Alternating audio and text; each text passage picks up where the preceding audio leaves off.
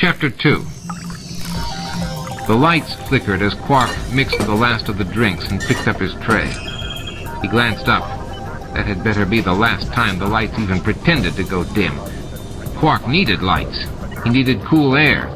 He needed everything to be perfect. The Dabo girl swooped by Quark as she headed into the back room carrying a tray of drinks. Her slender nose was wrinkled and her lips turned down in disgust. Quark grinned and followed her, a tray of drinks perched on his small hand. He had given her the more noxious concoctions. A hot foaming beer dart, which smelled of fermented cat box, for the me-pod. A Klingon cordial, made of wart weed and steaming pungent gray smoke. And a Falconian licorice slimmer, with baked grub worms. Disgusting. They should only be served cold. And imported banana slugs for the sligaloid. The tray itself sent off an odor so foul that when Quark took the drinks off the replicator, Rom fled the bar with his hand over his mouth. Quark carried the more common drinks. Sake for the two humans in the corner, Romulan ale for the Romulans near the door, and Bajoran sipping sherry for the terrorist who had talked his way into the game. Quark slipped through the door just as the Dabo girl ran out, her normally pale skin green and her eyes watering. He paused for a moment to survey the room. It was set up for the largest 7-card Hold'em poker tournament ever held in the sector. Okay, then. Quark was not fond of poker. Dabo was his game. But poker brought the true gamblers, the ones willing to risk everything. Interesting. 10 tables, each with 8 chairs, filled the room, their green felt surfaces beautifully crafted to Quark's exact specifications. He'd been planning this, the Quadrant's largest poker game, for years, well before the Federation's takeover of the station. The takeover had delayed his plans for a short time, until he learned that humans, even humans who wore a Starfleet uniform, loved games of chance. Some of the best officers in Starfleet were known throughout the Quadrant for their skill at poker. Quark had invited all of them. He had spread the word of the game to each ship that had docked at the station. He had hired, at great expense, professional dealers so that the professional gamblers would think the game was on the up and up. And it was, for the most part. No one would know that with the house take and his skimming, he was going to make more gold-pressed latinum than 10 Ferengi could carry. The tournament was due to start the next morning, and today Quark had invited players to enjoy the room and play pickup games, making sure, of course, that the house took its fair share. 3 games were going on at the back tables. Quark hurried to the first, where most of his drink orders had come from. He set the sake down in front of Harding, a bald human with a well-chewed, unlit Ferengi cigar hanging from his mouth. Harding pulled his cards close to his chest and picked up the tiny bottle of rice wine. "Hey," he said to Quark, "it's not hot." "You didn't specify hot," Quark said. "And your friend here," he set the remaining bottle in front of the other human player, "requested his chilled." Harding took the Ferengi cigar from his mouth and leaned toward his companion. The other man, Klar, was tall for a human and slender, with silver-white hair and cold silver eyes. Harding had spent most of the afternoon talking Quark into letting Klar play. Quark had wanted proof that Klar could play to tournament levels. Klar's entry fee of 100 bars of gold-pressed platinum, plus an extra 10%, had convinced Quark. Klar picked up his bottle and pulled the tiny cup off the tray. Without saying a word, he poured the rice wine into the cup and drank. Harding grimaced. "You will never learn, will you?" he asked, jabbing his unlit cigar in Klar's direction. "The best tobacco is in Ferengi cigars. You ruin them when you light them, like you did this morning. The best alcohol is Japanese sake, hot sake, so that it goes into your system quicker." "I don't want it to go in quick," Klar said. His voice was slow and measured, its tone as cold as his eyes. "I want to remain alert. We're here to play poker, remember?" Hard to forget after that little scene this afternoon. The Romulan woman sitting next to them tapped her long, thin fingers against her chips. Her name was Naralak, and she had come alone. Quark set the Romulan ale in front of her. She ignored it and him. The other players at the table, the tall, thin Iritz with its featureless obsidian face, and the round orange Grabanster with its thick fur and wet dog smell, pretended to be studying their cards. "I am the best player in the Quadrant," she said. her voice mocking as she quoted what Clark had said when he sat down. "You can't have a poker tournament without me." I'm out. Then she laughed. "We have had many tournaments without you, Mr. Clark, and I will wager from that last hand that we will have many more." Quark glanced at the chips. Naralak's pile was twice that of the others on the table. "I'm keeping my eye on you," Clark said. He poured himself another cup of sake. "The kind of luck you've been having tonight is rare." Now, Quark said, bobbing just a little, careful not to disturb the remaining drinks on his tray. "These are practice games. They should have no bearing on tomorrow." "Trust me," Naralak said. "The only bearing they'll have is by showing us early how poorly our opponents play." She smiled at Clark as she spoke. He did not smile back. Quark moved away from them to the next table. Hera, the Bajoran, had a large pile of chips in front of him. He had a quirky half-smile and a series of small white scars that ran down the side of his face, product of Cardassian torture. Hera claimed that he was never part of any terrorist group, but his scars belied it. Quark put the sherry down in front of him and more Romulan ale in front of his companions. The two Romulan men, Darak and Kinsak, were as well known for their tempers as for their poker-playing skills. They had already yelled at Quark for allowing Klingons to play. He had told them that anyone could play regardless of race, as long as they had enough credentials and gold-pressed latinum. At the edge of the table, the Sligaloid sat alone. She was tall and slender and covered with thin blue scales. Rom had brushed her when taking her name, and her skin had flashed with a brilliant blue light. She had also cussed him out in her native tongue so harshly that Rom had refused to go near her again. "Nothing for me, Mr. Quark?" asked the human woman sitting just behind Clark. Quark smiled at her. He had had his eye on her since she arrived. She wore a diaphanous pink gown that revealed more of her voluptuous figure than it concealed. She also carried a tribble, which had caused some stir when she came through the docking bay. Odo had refused to allow her on the station until Dr. Bashir made sure the cooing blonde furball was sterile. That good, huh? "I'm sorry, Miss Jones," Quark said, hovering over her. If he craned his neck slightly, he got a good view of her cleavage. "You didn't order anything." Here's the flop. She said, leaning back. "The Romulan ale looks good." Quark leaned forward. He could see all the way to her navel. "Yes," he said, "looks good." A hand slapped his back, hard, sending pain all the way to his toes. Quark stood up. A tall, balding human stood behind him, a smile on his uneven features. Berlingoff Rasmussen. He was known throughout the galaxy for the scams he pulled, starting with the one he tried on the Enterprise crew when he arrived from the past, claiming he was from the future. "I think the lady wanted a beverage," Rasmussen said. Quark nodded once. He didn't want to tangle with his guests so early in the festivities. "Romulan ale. Anything for you, sir?" Rasmussen paused, then grinned. "I would like a beer as well, but a human beer. Make that Irish from the late 19th century, a stout, and serve it warm." Quark grimaced. He hated drinkers with a palate. "Would you like it from a wooden barrel with a cork, or a tin barrel with a stopper?" "Very good," Rasmussen said, but not quite right. Storage became an issue in the 20th century. "You getting drinks?" asked a male voice behind Quark. He turned to it as quickly as he could. Rasmussen was known to carry on a conversation past its death. The man sitting at the table with the Romulans was small and dark, with a thick beard and dark hair on his arms and back. Sergei Davidovich. "I would like a Nubian vodka. Bring the bottle." "Yes, sir," Quark said. He left the table as quickly as he could. He stood in the center of the room and snapped his fingers. From the main bar, the Dabo girl rolled her eyes at him, but she came to his summons. When she was beside him, he whispered the drink orders to her. "They're not going to smell, are they?" she asked, glancing at the remaining table. Quark followed her gaze. The Meapod, a 5-armed, soft-skinned creature, had just finished her drink. The Klingons beside her were still sipping theirs. "Not if you hurry," Quark said. The Dabo girl scurried out of the room. Quark took a deep breath and headed for the remaining table. He already saw trouble. 2 Klingon men, Zator and Grauk, sat with their backs to the first table Quark had stopped at.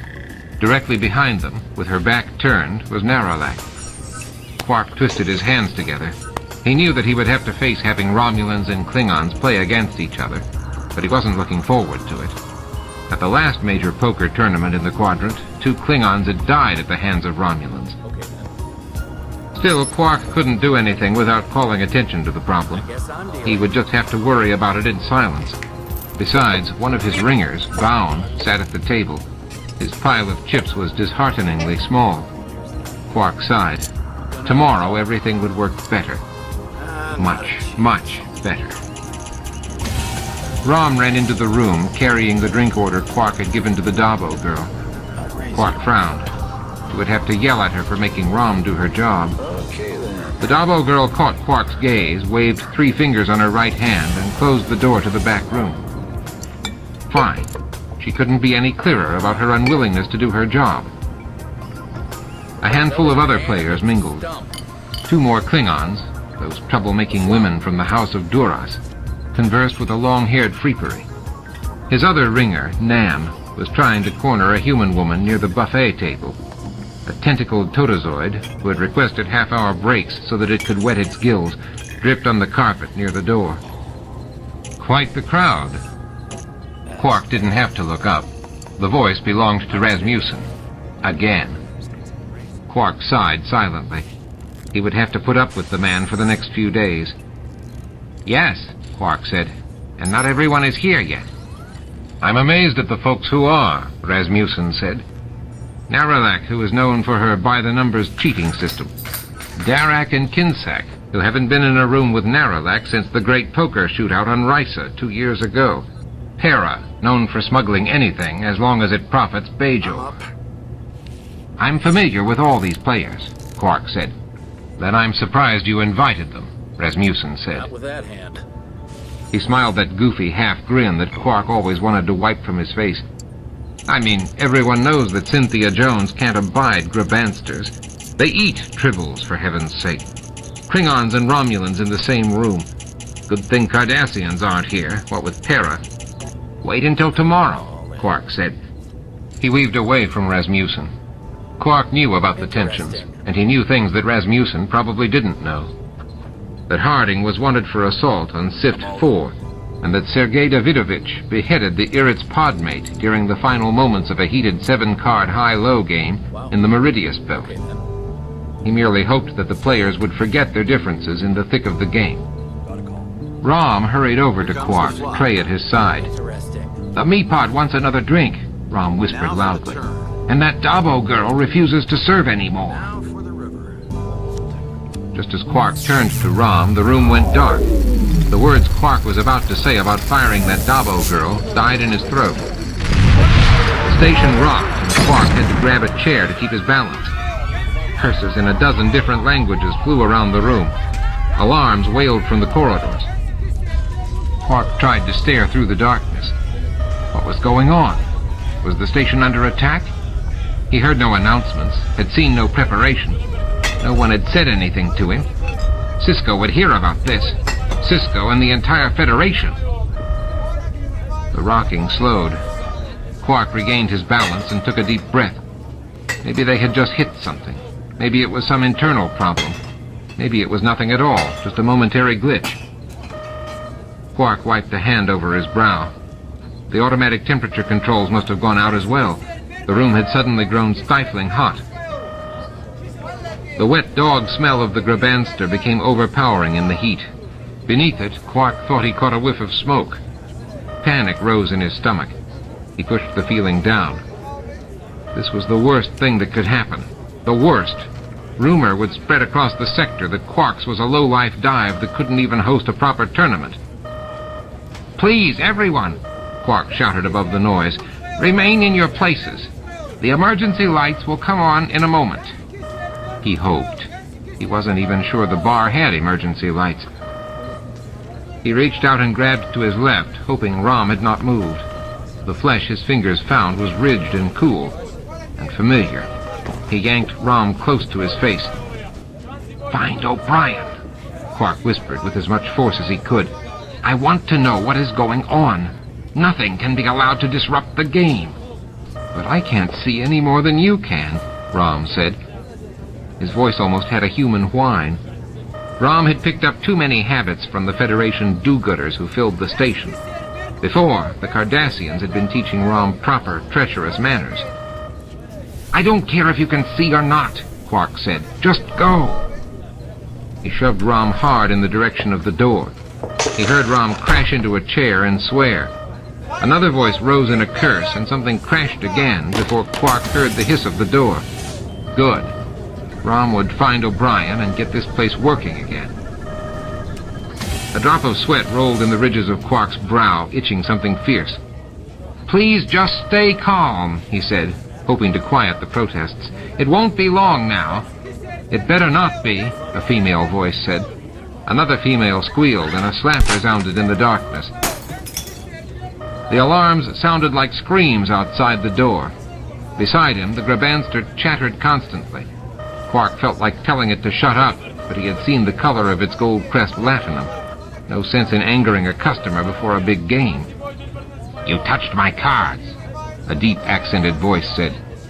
Quark couldn't tell if the voice was male or female, Ferengi or alien. He hated this blackness. He tried to move toward the voice. He didn't want any accusations of cheating before the game began. Why would I do that? The responding voice had a flat accent that made Quark think of Earth-raised humans. I can't see your cards any more than I can see you. The voices were coming from an area behind Quark. Everyone else had quieted, except for the alarms, honking like a Devesian goose.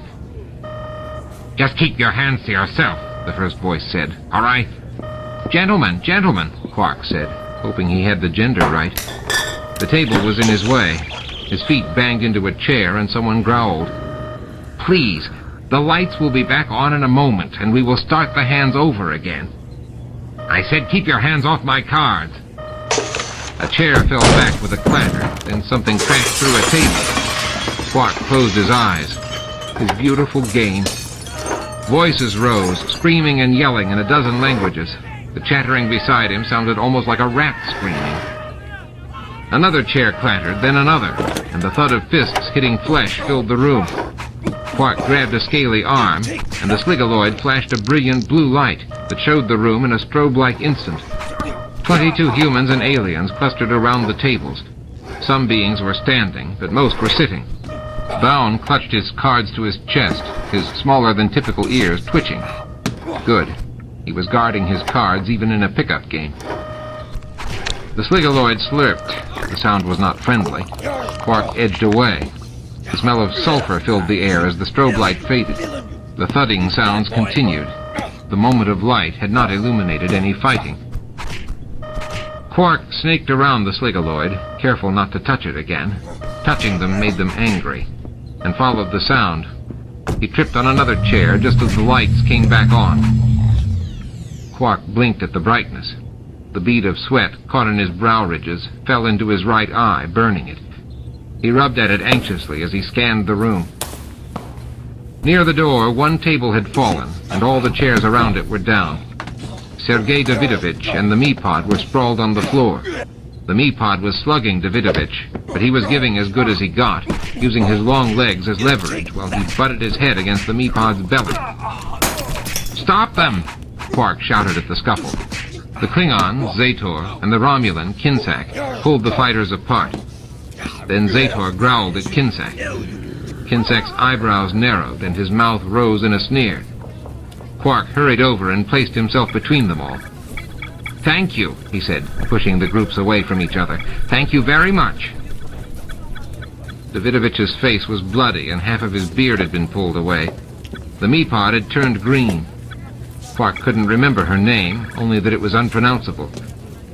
I should ban you both from the game, he said, putting the idea of cheating in the heads of the other players. It would make his job so much tougher now. They would all be watchful. The Meapod wiped black ichor from her stomach, clearing the mouth that hid in the folds of flesh around what would be a chest on a Ferengi. She was standing free. Kinsak had let her go to protect himself from Zator. But he was fixing my hand, the Meapod said in her deep voice. I could feel it. How could I do that? We weren't even at the same table, Davidovich said. Zator held him like a shield and continued to growl at Kinsack. Then you were cheating for someone, the Meapod said. I felt your hairy arm on my skin. Quark made sure he remained between Davidovich and the Meapod. The Meapod's black ichor had a rotting flesh smell. Another drop of sweat caught in Quark's brow ridges. Stop it, he said. I will not have this sort of behavior in my place. Is that understood? Quark, Bound shouted from the back of the room. Stupid ringer. Didn't he know that he shouldn't call attention to himself? Someone might suspect that Bound worked for Quark. I'm busy, Quark said without turning around. Quark! The rest of the room had become quiet. Even Zator had stopped growling at Kinsack. The alarms outside had shut down, leaving a ringing in Quark's ears. The sweat dropped off his brow ridge and landed in his left eye. Now both eyes stung. Quark! Quark had heard this tone in Bound's voice before. Those moments when Bound went from wide-eyed innocent to competent card player. Something had happened. Slowly, Quark turned to look. Naralak was slumped in her chair, her squinty eyes forever opened on the world. Her green blood mingled with the lovely green felt on the table in front of her. More blood spattered the wall and the surrounding chairs. Bound stood beside her, his hand on her shoulder. One of Quark's specialty cutting knives, used only for Ferengi cold ilami dishes, stuck out of her chest.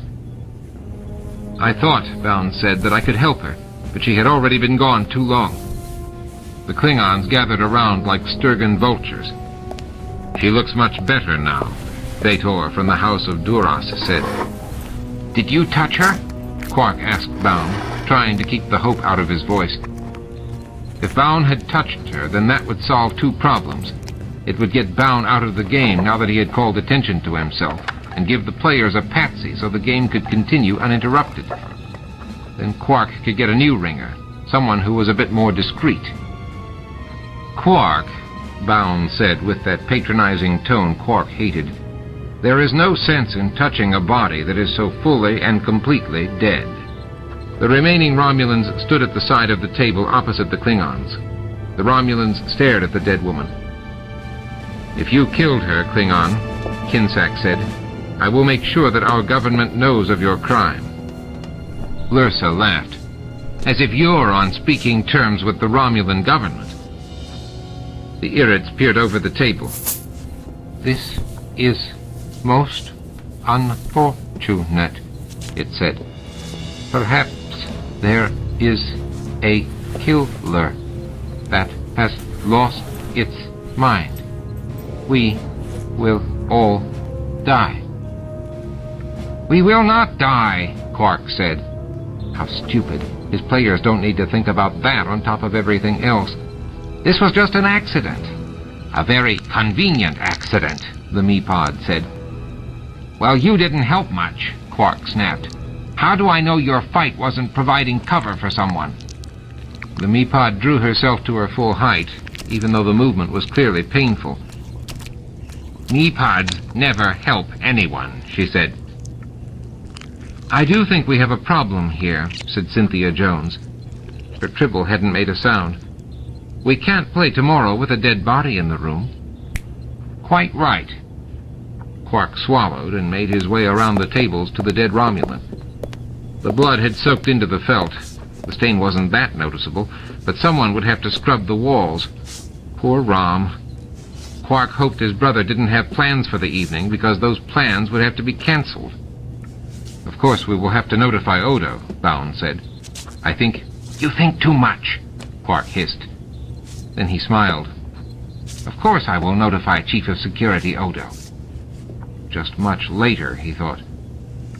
Quark smiled at those gathered around. The game will continue tomorrow as scheduled. You have all traveled much too far to let a little problem like this set you back. We're going to play with a killer on the loose? Bound asked. If Quark could have kicked Bound, he would have. Gamblers never let anything get in the way of a game. The men at the table nodded. Of course, you could resign, Baun. I'm sure I could find another to take your place. Baun frowned. No one else seemed terribly upset by the turn of events. Kinsack was still focused on Zator, and Darak, the other Romulan, was pointedly staring at his cards. It seemed that Naralak didn't even have friends among her own kind. What luck! Quark suppressed a smile. He loved professional gamblers. Well, Baun said slowly, if that's the way it's done. He slumped into the empty seat. You will tell Odo, won't you, Quark? Of course, Quark said. In his own good time, though, after the tournament was over. Now all he had to do was to hide the body, and the players would forget the commotion. He wished Rom was back. His good-for-nothing brother was never around when Quark needed him. Quark would have to carry the body to the storage room himself. He couldn't ask Baun. That would prove that Baun worked for him. Quark frowned. He'd always wanted to touch a Romulan woman, but not like this. He bent over the body and grabbed hold of Naralak's arms. Don't you think you should wait for... Baun asked. He'll see it soon enough, Quark snapped. He shoved his shoulder in Naralak's stomach and lifted her. Her blood was sticky and smelt faintly of copper. He felt it seep into his new sweater, the one he had saved especially for this occasion. Her hands and feet scraped the ground. She was heavy. Ferengi women never got that heavy. He closed his eyes. He had to remember all the money he would make. That kind of profit made anything possible. Then he opened his eyes and started toward the storage room. Each step elicited a small grunt from the back of his throat. He was 3 steps away from the door when it hissed open. He looked up. Odo was framed in the doorway, his usual frown on his half-formed face. Suddenly, the weight on his shoulders felt 20 times heavier. Well, well, Odo said, sending chills through Quark's body. What have we here?